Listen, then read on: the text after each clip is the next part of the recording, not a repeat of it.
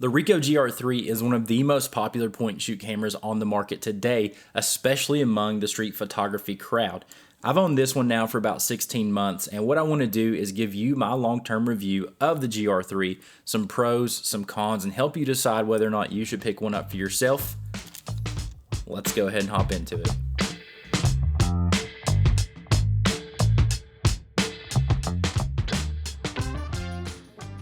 A little bit of backstory about this GRiii. I originally bought this for my son, who at the time was spending what felt like $1 million a month in Fujifilm Instax camera prints. And so I wanted to get him a small, lightweight point-and-shoot camera that he could use, and we could shoot to an SD card so that I wasn't spending so much money on film. Fast forward a few months into the purchase, and I started picking this thing up more and more and realized how powerful it was. I've taken some of my favorite images on this little camera, so I just wanted to give you that little backstory before we actually get into the pros and the cons. One of the biggest positives that the Ricoh has going for it is the fact that it is so small and lightweight. It's very discreet, it's easy to throw it in a backpack, into a pocket, keep it hanging off your wrist if you're wanting to fire off for any situation. But don't let that small size fool you. This camera delivers big results. Like I said a little while ago, I have taken some of my favorite images on this little guy right here. With that small form factor, Ricoh did a great job when it comes to operation of the camera. Most of your settings can be controlled or changed with one hand, making it very fast and effective if you are shooting street with it. The RAW files are some of my favorite files to work with in post-processing. However, if you're not a big editor, the JPEG images and the JPEG simulations that come out of this camera are also beautiful. One of my favorites is the positive film simulation that's straight out of camera, as well as the monotone black and white simulation that are straight out of camera JPEGs. The other positive is 28mm is a pretty fun focal length to work with. Now, at first, it took me a little while to get used to. I typically prefer longer focal lengths like 50mm and longer. However, 28 is very fun because you can still get up close to do portrait style shots. You still get the wideness and you still get the environment that your subject is in. Or if you want to back up and shoot a traditionally wide shot, 28 is a very good focal length for that. I also find it fun for, shooting buildings, shooting anything that's super tall. That 28mm focal length really exaggerates the size of architecture, and I really like that about the Ricoh.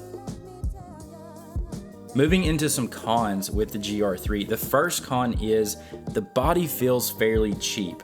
When compared to the X-T3 that I had back in the day as my everyday shooter, or my X Pro 2 that I now have as my everyday shooter, the Ricoh feels a little less quality, and for me that's a little less confidence instilling, especially knowing that my 5, almost 6-year-old uses it pretty regularly. I'm always in fear that this thing's gonna be dropped and break. Even when I'm using it, I keep a pretty tight grip on it because it just feels like if it falls, it's gonna crumble into a million pieces. So it does have a little bit cheaper feeling than like my Fuji bodies and bodies that I've used in the past. The other con is the battery life on the Ricoh is pretty questionable at times. Now, if you are using the Ricoh battery from the factory, it has a decent battery life. It'll last you a couple hours if you're not powering on and off. However, if you're getting aftermarket batteries, I think I have the Wasabi power batteries, I really don't have a great experience with those. They seem to drain fairly quickly. So if you are thinking about getting a Ricoh, also consider getting about 3 to 5 batteries, especially if you're shooting street with it, or if it's a camera that you're gonna take on a long hike or a backpacking or a camping trip. Certainly pack some extra batteries or have a charger fairly close. This thing's not gonna give you a lot of power for a long time. And the final con with the Ricoh is the price. Even though this camera is now 4 years old, the prices on the used market are still outrageous, in my opinion, for a point-and-shoot camera. A good example of a GRiii is still going anywhere between about $700 to $1,200, depending on the condition and if you get any of the special diary editions or anything like that. So pretty expensive for a point-and-shoot camera. As mentioned earlier, the GRiii has a fairly cheap feeling design, and with that, I do believe comes some common quality control issues. Number one is the scroll wheel, the command dial on the back, at least on my model, and I've seen this happen in other examples as well on forums, but my rear command dial basically has a mind of its own. I can scroll it and scroll it and scroll it, and it will flip between numbers at whatever leisure it decides it wants to do it at. Once again, fairly common issue according to the forums that I've been on, but that's just something to keep in mind now that this body is getting a little older. You may start to experience some of those same quirks. Another common issue with the GR is the lens shroud on the front, which is why I have an aftermarket lens cover. Unfortunately, there are times where the leaves that close down to protect the lens do get snagged or they get stuck. This is a very known issue in the GR world. With this one specifically, my whole front lens cover actually fell off, and I am currently trying to find a donor body so that I can replace my shutters. And essentially what happens is when it closes down, only one of my leaves will shut because the other one is stuck. I did take the front face off because once again it fell out on its own, and there is no way for me to repair the leaf that's stuck because two of the tabs are broken. So if you have a donor body, I would love to purchase it off of you. You can email me, find the email in my channel description. I'll also put my email in the description below. But yeah, I would love to find a donor body because I would love to fix that front shroud and get this aftermarket cover off. It's a good little cover, but it makes the camera itself a little less inconspicuous when you got those little spikies sticking out. And the last common issue just to be aware of with the Ricoh is the front ring that also goes around the whole lens assembly. It gets worn and does have a tendency to fall off. Now my front ring is currently on my desk because I have the aftermarket cover on there. So just keep that in mind. That front ring does have a tendency to fall off. It gets a little bit loose. And that's just another one of the quirks with the GR.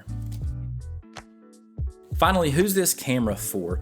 First off, I believe this camera is for the hobbyist who wants a nice little compact design to take with them everywhere. If you're going on hikes, if you're going on camping trips, if you're going bicycling, skateboarding, rollerblading, whatever it is, this is a camera that is designed for day-to-day, basically journalism. This is what I would call a pocket photo journal camera. It is great for documenting basically day-to-day activities. Trailering off of that, I think this is great for families, for vacations, just to document trips together. My family uses this camera like crazy. Once again, my 5-year-old son, he loves it. I love it. We take it everywhere that we go so that we always have a photo option aside from our phones to capture a moment with. The obvious person that this camera was designed for is the street photography shooter.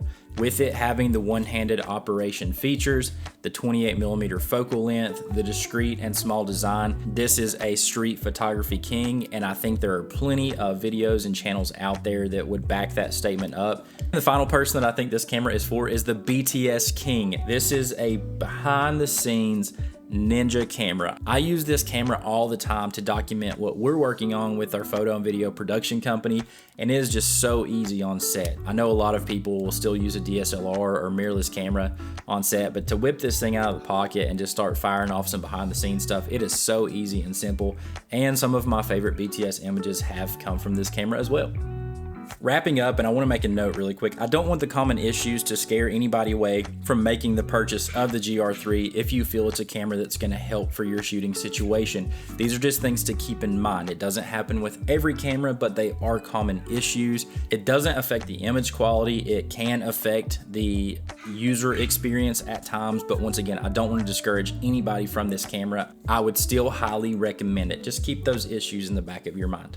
But I want to know your thoughts. What do you think about the Ricoh GR3? Do you love it? Do you hate it? What are some of your favorite use cases for your GR3? Would love to know those down in the comments below. Also, as always, thank you for being a part of this channel. I love growing this community here on YouTube. Y'all have a good one, and we'll see you in the next.